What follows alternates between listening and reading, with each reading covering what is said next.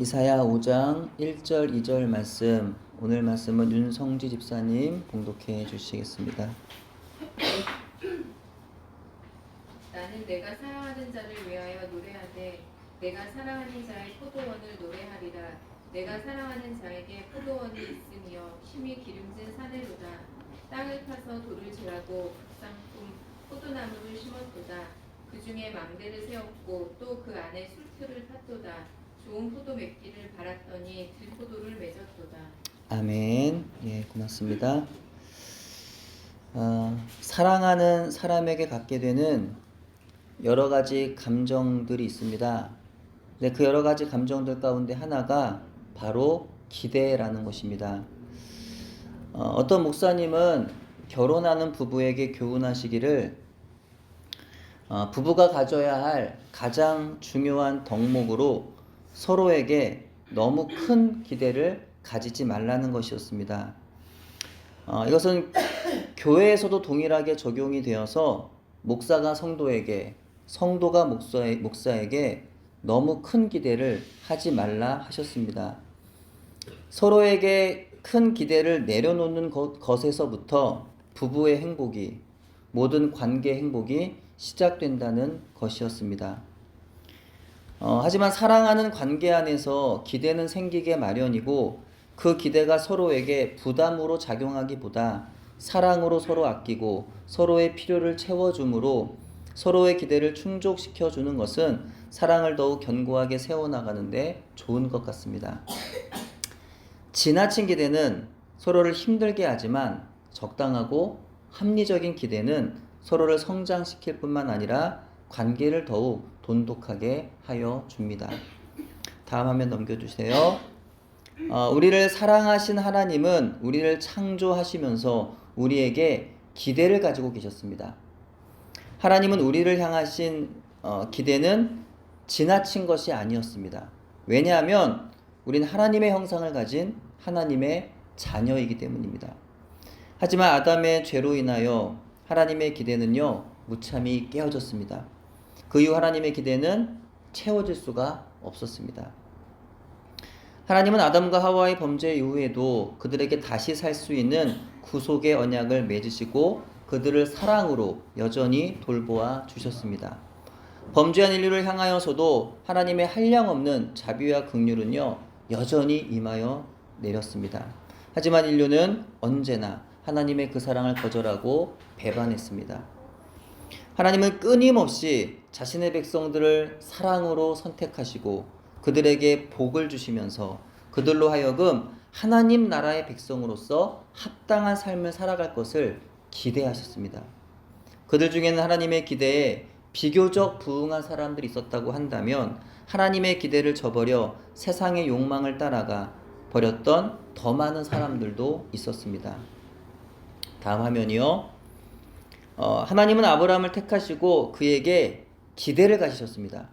아브라함은 때때로 하나님과 맺은 언약을 믿지 못해서 인간적인 연약함과 실수를 반복하기도 했지만 하나님을 전혀 알지 못하던 그 가족 공동체 안에서 홀로 하나님의 음성을 듣고 담대하게 믿음으로 순종한 그의 그 삶은 하나님의 기대에 비교적 부응한 삶이었다라고 여겨집니다. 아브라함 이후 그들의 후손들은요, 때때로 실수하여 넘어졌지만 아브라함의 믿음을 이어받아서 하나님을 예배하고 하나님의 인도하심을 받으며 살아갔습니다. 그러던 것이 이집트의 총리가 된 요셉으로 인하여 야곱의 식솔들이 이집트로 이주하여 400여 년이 지나는 동안 그들은 점차 여호와 신앙을 잃어갔습니다. 그들은 하나님을 아주 잊은 것은 아니었지만 과거 광야에서 양을 치면서 하나님만을 의뢰하며 하나님께만 주목했던 때와는 달리 이집트의 풍요와 화려한 세상 문화를 경험하면서 그들에게로 시선을 빼앗겼던 겁니다. 어느덧 그들의 시선은 하나님과 함께 세상을 바라보게 되었던 것입니다. 이후 그들은 하나님의 역사적인 출애굽의 은혜와 광야에서 밤낮으로 보호하시고 인도하셨던 은혜를 저버리고 불신앙과 불순종의 역사를 반복했습니다. 하나님의 변함없으신 은혜가 언제나 그들에게 넘치도록 부어지고 있음에도 불구하고 그들은 언제나 공허해 했습니다. 그들은 육신의 정욕과 안목의 정욕과 이생의 자랑을 늘 갈망하였고 그것이 채워지지 않을 때에는 여호와 하나님을 원망했습니다. 문제는 그들이 원하는 것들을 하나님이 채워주셔도 그들의 그 빈 마음은 채워질 수가 없었다는 겁니다. 하나님이 아닌 다른 세상의 것들을 채우려 하니 언제나 그들은 공허했던 것이고 급기 하나님을 향한 원망과 불평만을 반복하며 살게 되었던 것입니다. 그들의 모습은요, 하나님께서 그들을 자신의 백성으로 택하시고 이집트에서의 노예 신분으로부터 구원해내신 하나님의 목적과는 너무나 달랐습니다. 그들 하나님의 백성으로 삼아 그들을 통하여 열방이 하나님께로 돌아오게 하는 열방의 빛으로 하나님 그들을 부르셨던 것인데 그들의 모습은요, 하나님의 기대와는 너무나 거리가 멀었던 겁니다. 가나안에 들어와서는 이방 풍속에 하나님께로 향해야 하는 마음을 내어 주었습니다. 이후 사사기 시대를 지나 하나님께서 기뻐하지 않으셨던 인간 왕을 세워 왕정 시대를 거쳐오는 과정에서도 그들의 마음은 여전히 하나님이 아닌 세상이었습니다. 이사야 2장 7절과 8절에 이런 말씀이 있습니다. 그 땅에는 은금이 가득하고 보화가 무한하며 그 땅에는 마필이 가득하고 병거가 무수하며 그 땅에는 우상도 가득하므로. 하나님께서 가나안에 들어가는 이스라엘 백성을 향하여서 이방 족속들과의 교류를 엄격히 금하신 이유가 바로 여기에 있었습니다. 고대 중근동 지역에서는 물품의 교류가 있는 곳에는 물품뿐만이 아니라 그들의 종교 전통과 우상도 주고받았던 것입니다. 근데 그들에게는 은금과 보화와 마필과 병거만이 무한했던 것이 아니라 우상도 가득했더라라는 거예요. 이로써 이스라엘 백성은 점점 더 하나님께서 자신의 백성으로 부르시고 선택하신 그 기대로부터 멀어져 가게 되었던 것입니다. 그렇게 하나님의 기대를 저버리고 살던 이스라엘 백성들에게 하나님의 심판이 임하게 되었습니다. 이스라엘 백성은요, 하나님의 심판이 임할 때마다 매우 놀라워 있습니다. 어떻게 이럴 수가 있느냐라는 거예요. 이해할 수 없어 있습니다. 하나님을 원망했습니다. 때로는 잠시 죄를 뉘우치면서 용서를 구하기도 했지만 하나님이 구원하시고 다시 복을 주시면 다시 또 하나님을 떠나서 세상을 향하기를 반복했습니다. 호의와 배려가 반복되면 그것이 권리가 된다라는 말이 있습니다. 자신이 받는 호의가 계속되면 그것이 얼마나 감사한 일인지를 잊고 그것이 마치 받을만 해서 받았다는 듯이 당연한 것이 되어 버리더라는 거죠. 호의가 당연한 권리가 되면서 마땅히 자신이 해야 할 의무는 다하지 아니하고 상대 호의를 지나치게 요구한 데까지 이르러 호의를 베푼 사람의 그 선한 마음을 상하게 하더라는 것입니다. 예언자 이사야가 전하는 여호와 하나님의 계시의 말씀은요, 충격적이었습니다. 오늘날 우리에게 하시는 하나님의 말씀과 같습니다. 하나님께서 부르시고 택하셔서 복을 주시면서 품으신 기대를 저버리고 하나님의 변함없는 호의가 얼마나 큰 은혜인지를 알지 못하고 형식적인 예배와 위선적인 신앙생활을 반복하면서도 심지어 죄 가운데 거하면서도 여전히 하나님의 호의가 우리 가운데 있으리라는 생각을 버리지 아니하는 오늘날 교회의 모습과도 같다는 것입니다. 사람은 누군가 범죄하면 즉각적이고 엄중한 심판이 그에게 내려지기를 원합니다. 하지만 내가 범죄하면 전적인 자비와 긍휼이 나에게 임하기를 바랍니다. 여전한 호의가 나에게 주어지기를 원합니다. 그 무엇보다 죄에 대해서는 남에게는 엄격하게 적용하지만 자신에게는 관대한 것이 인간이더라는 것이죠. 그것이 때로는 우리의 모습이기도 하고 이것이 바로 이스라엘의 모습이었습니다. 이스라엘 백성들은요, 가나안의 우상을 숭배하는 민족들에게 그리고 메소포타미아의 포악한 세력들에게 하나님의 즉각적인 심판이 임하는 것을 당연하게 여겼습니다. 하지만 자신들에게는 결코 하나님의 심판이 임할 수 없다고 여겼어요. 형식적이라도 비록 의무감으로라도 예배 의무를 다하기만 하면 하나님이 자신들을 하나님의 백성으로 여기시고 지켜주실 것이라고 여겼던 거예요. 하나님께서 허락하신 기본적인 그 법도의 한계를 넘어서 자유로 주신 의지를 남용하며 때로는 악을 행하면서도 하나님의 자신들을 결코 버리지 않으실 거라고 믿었던 것입니다. 하지만 이사야 1장부터 하나님의 그들을 향한 신랄한 책망이 주어지고 있어요. 하나님의 그들을 향한 실망과 슬픔의 탄식이 전해집니다. 마치 이방신을 섬기는 것처럼 대충 제물을 드리고 절기를 지키면, 그렇게 자기들의 신을 좀 기쁘게 해드리면 하나님 여전히 자신들을 돌봐줄 거라 여겼지만, 하나님 그릇된 그들의 중심을 보셨다는 거죠. 그들에게 말씀하시기를 악하고 잘못된 길에서 돌이켜라, 그리고 옳은 길로 나아가라 하셨던 것입니다. 다음 화면이요. 본문 이사야 5장에 이르러 하나님은요, 사랑하시는 자를 위하여서 노래하십니다. 얼마나 사랑하시는지 3번이나 반복해서 나의 사랑하는 자라고 하시면서 노래를 부르십니다. 마치 부모가 자식이 너무 사랑스러운 거예요. 그래서 눈에 막 하트를 뿅뿅 그리면서 그 사랑의 눈빛으로 막 바라보면서 아우 예쁘다, 아우 사랑스러워 라는 말들을 하루 종일 이야기하는 것과 같습니다. 스바냐 3장 17절의 말씀처럼 자식을 바라보시면서 기쁨을 이기지 못하여 노래하시는 하나님의 모습과도 같습니다. 근데 그 사랑의 노래가 뒤로 가면요, 절망과 분노의 노래로 바뀌어 있습니다. 메시지 성경으로 읽어드리면 이 노래는 다음과 같습니다. 내가 사랑하는 분에게 노래 하나 지어 불러드리려 하네. 그분의 포도원에 대한 사랑 노래를. 사랑하는 그분에게 포도원이 하나 있었다네. 좋은 땅에 아름다운 포도원이었지. 그분은 땅을 일구고 잡초를 뽑아내어 최상품 포도나무를 심었다네. 망대를 세우고 포도주 짜는 곳도 만들었지. 자랑할 만한 포도원이었다네. 그러나 최상품 포도 수확을 기대했건만 그 모든 수고 끝에 열린 것은 돌포도였다네. 그리고 이어서 여호와의 말씀이 다음 화면인데요, 이어집니다.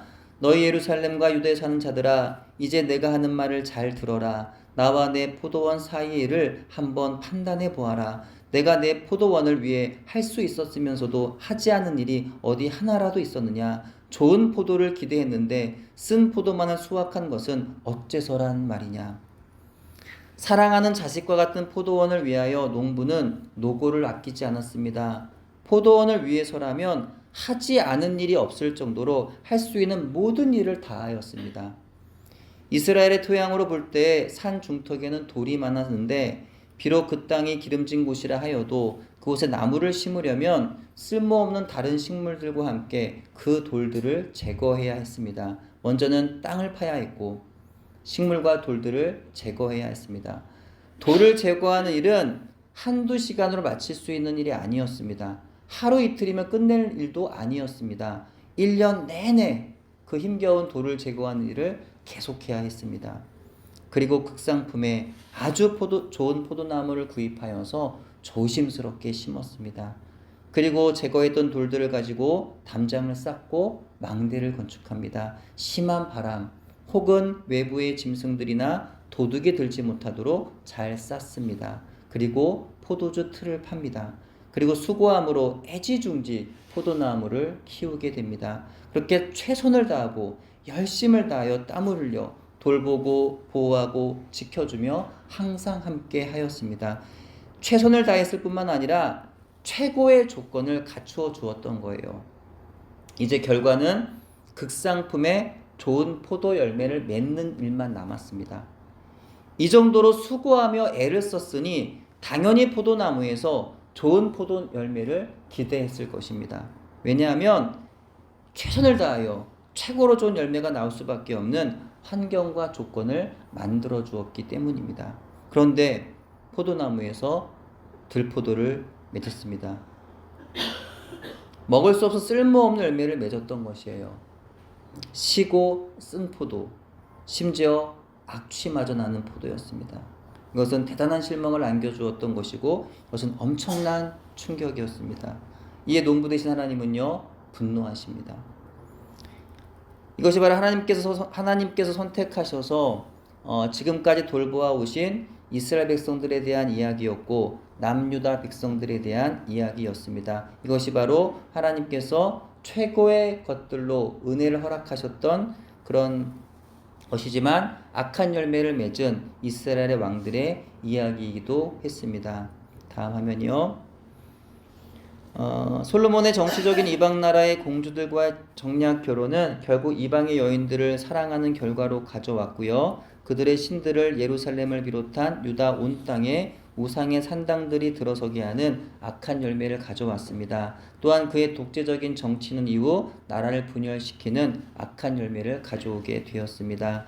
그의 아들 르호보암은 나라를 둘로 갈라놓았을 뿐만 아니라 유다의 모든 산 위와 모든 푸른 나무 아래에 산당과 우상을 세우는 악한 열매를 낳았습니다. 하나님 모시기 정직했던 아사는 통치 말년에 교만하여 그 열매로 선지자를 핍박하다가 병들어 죽고 말았습니다.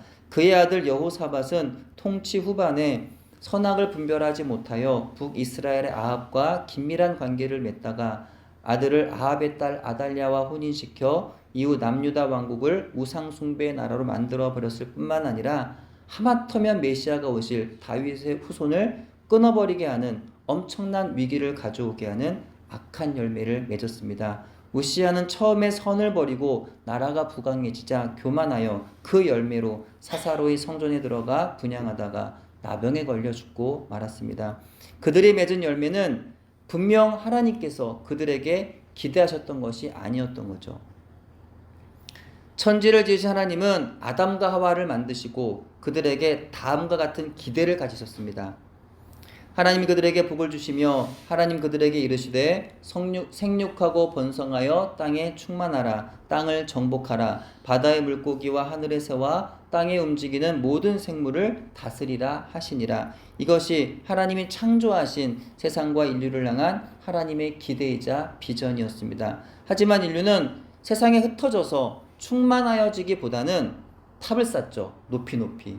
바벨이라는 탑을 쌓아서 하늘 위까지 그들은 높아지려고 하였습니다. 인간의 이와 같은 하나님의 부르심과 기대를 저버리고 자신의 욕망을 위하여 하나님보다도 자기를 높이려고 하였던 악한 열매는 이후에도 인류 가운데 계속하여 반복적으로 이루어지게 됩니다. 하나님은 아브라함에게 내가 너로 큰 민족을 이루고 내게 복을 주어 내 이름을 창대하게 하리니 너는 복이 될지라. 너를 축복하는 자에게는 내가 복을 내리고 너를 저주하는 자에게는 내가 저주하리니 땅의 모든 족속이 너로 말미암아 복을 얻을 것이라 하신지라 하였습니다. 아브라함에게 하신 이 약속은요, 그뿐 아니라 그의 자손인 이스라엘 백성 모두에게 주신 약속이었고 기대였습니다. 이스라엘 백성만, 그들만 복받아서 배불리고 떵떵거리며 풍요롭게 잘 살게 하는 것이 하나님께서 그들을 부르신 목적이 아니었다는 거예요. 그들을 통해서 온 열방이 하나님께로 돌아와 하나님을 알고, 그래서 그들을 그렇게 하나님께로 나아오도록 그들을 복의 근원으로 삼으시겠다는 것이 바로 하나님이 그들을 부르신 목적이자 기대였습니다. 하지만 하나님께서 그분의 백성들을 부르신 목적과 기대가 번번이 무참하게 깨어짐을 인하여 하나님은 슬퍼하십니다. 실망하셨고 분노하십니다. 이사야 5장에서의 포도원 노래는 바로 이런 이스라엘을 바라보시는 하나님의 실망감이 표현되고 있는 겁니다. 하나님의 분노가 표현되고 있습니다. 하나님의 기대에 대한 그들의 배신은 단순한 연약함이 아니었어요. 단순한 실수가 아니었습니다. 절대적인 불신앙이었고 의도적인 불순종의 결과였습니다. 다음 화면이요. 하나님께서 이스라엘이 맺기 원하셨던 극상품의 좋은 열매는 궁극적으로 그들이 옳은 길을 걷는 것이었습니다. 하나님의 백성으로 하나님 나라의 삶을 그들이 사는 것이었습니다. 이전의 악한 행실을 버리고 행악을 그치며 선행을 배우고 정의를 구하는 것이었어요. 구체적으로는 학대받는 자들을 도와주고 고아를 위하여 신원하며 과부를 위하여 변호하는 것이었습니다. 장차 그 교회적인 어떤 비전을 바라볼 때 바로 이것이 교회의 비전이 또한 돼야 되고요. 또 성도들의 비전이 돼야 되는 것이죠. 하지만 그들은 이 하나님의 백성의 그 옳은 길이 아니라 악한 길을 걸었다는 거예요. 이사야 5장 8절 이후에 이르기를 그들은 필요 이상의 많은 가옥과 전투를 소유함으로 가난한 자들을 압제했습니다. 하나님의 뜻을 실천하기보다는 자기 탐욕을 따라 살았어요. 자기 탐닉에 빠져서 호화로운 생활을 즐겼고 하나님의 심판을 조롱했으며 도덕적인 타락에 빠져서 진리를 부정하였고 선악의 분별이 없이 살았습니다. 악을 선하다 말하고 선을 악하다고 말했고 흑암으로 광명을 삼고 광명으로 흑암을 삼았으며 쓴 것을 단 것으로 단 것을 쓴 것으로 삼았습니다. 사회적으로는 불의하여서 정의를 소홀히 여겨 거짓되고 방탕하게 살았습니다. 이사야는 이와 같은 들포도를 맺은 유다 백성들에게 하나님의 심판이 임하실 것을 선포합니다. 하나님의 분노하심이 그들에게 임하실 것을 전하고 있었던 것이죠. 하지만 이 심판의 메시지가 끝이 아니었습니다. 언제나 그랬던 것처럼 하나님은요 심판의 말씀으로 끝을 맺지 않으셨어요. 이사야 5장에서도 하나님께서 당신의 백성들을 향하여 이사야를 통해 심판의 메시지를 전하신 것은 그들이 심판받는 것이 하나님이 원하시는 것이라서가 아니었습니다. 그들이 심판받는 것은 하나님의 뜻이 아니었다는 거예요. 그들로 하여금 악한 길을 버리고 옳은 길로 나와 다시 하나님 백성으로 정화되고 회복되기를 하나님은 원하셨던 것입니다. 그리하여 최종적으로는 하나님께서 기대하시는 극상품의 포도 열매를 그들이 맺는 것, 그것이 바로 그들에게 하나님께서 원하시는 것이었다는 거죠. 그들이 하나님 나라의 백성으로 선한 열매를 맺어서 하나님께서 그들을 택하시고 지금까지 도우시고 돌보시며 자라게 하신 하나님 목적과 기대가 이루어지는 것입니다. 하나님의 기대는요 이스라엘 백성을 향한 것만이 아니라 오늘 우리에게도 향하고 있는 줄로 믿습니다. 오늘날 영적인 이스라엘 백성인 저와 여러분을 향하고 있습니다. 오늘날의 교회인 우리를 향하고 있습니다. 하나님께서 이제까지 우리에게 베푸신 수고로운 은혜를 기억하고 마땅히 우리에게 기대하실 열매를 2024년에는 많이 맺어드리는 저와 여러분이 되기를 소원합니다. 하나님께서 우리를 위해 지금까지 행하신 그 일들을 기억하며 앞으로도 영원히 함께 하시며 우리를 돌보아 주실 하나님 아버지를 신뢰함으로 하나님께 아름다운 열매 맺어드리는 우리 모두의 인생이 되기를 바랍니다.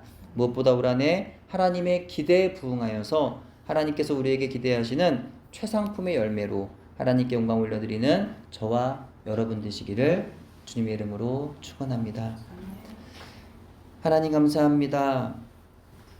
지난 2023년도 하나님의 은혜 가운데 우리의 삶의 자리 곳곳에서 정말 우리에게 때마다 일마다 비를 내려주시고 또 빛을 내려주시고 또 우리를 날마다 보호해 주셔서 안전하게 지키시고 보호해 주셨던 하나님의 은혜를 기억하며 감사드립니다.